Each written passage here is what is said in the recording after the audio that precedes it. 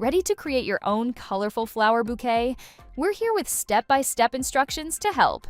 With this Flower Bouquet Dye Lab, you'll design, dye, and build flowers that bloom with color. Inside your kit, you'll find everything you need: pre-cut flower sheets, a pre-cut green leaf sheet, plastic flower holders, cotton dye tubes, flower centers, dyes, dropper, dye tray, a roll of double-sided tape, paper flower stems, a flower box with foam insert, a swap point pencil crayon, and 2 pairs of gloves. Before you start, work on a clean, flat surface and keep paper towels nearby. Dyeing takes time. It might take a few hours or even overnight. Ask an adult for help if needed. First, set up your flower box so it's ready as you build. Place the foam block inside the box. As your flowers are finished, insert them into the holes and push the stems into the foam. Arrange them however you like. Next, it's time to design your petals. Before removing them, use the swap point pencil crayon to decorate. Try outlining near the edges, adding patterns, or shading different areas.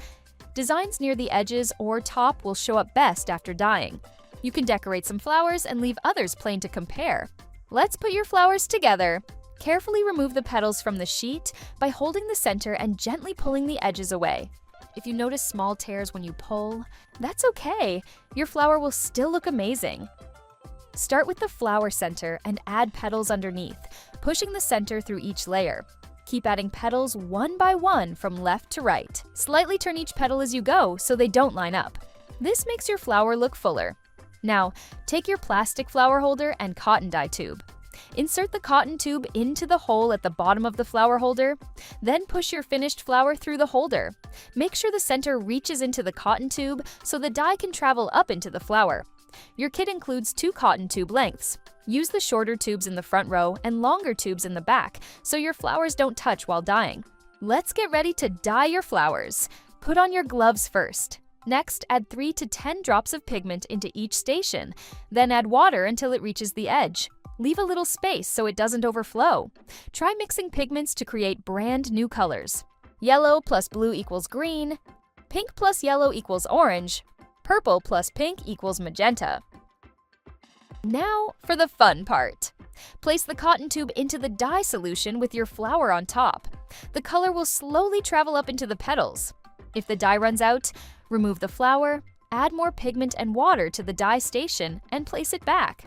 Flowers with more layers may need a second round of dyeing. You can also try dye layering to create blended colors. After your flower absorbs the first color, you can add a different one the second time you dye it. The colors will mix and spread through the petals to create new shades and gradients. Dyeing your flowers takes time, so be patient.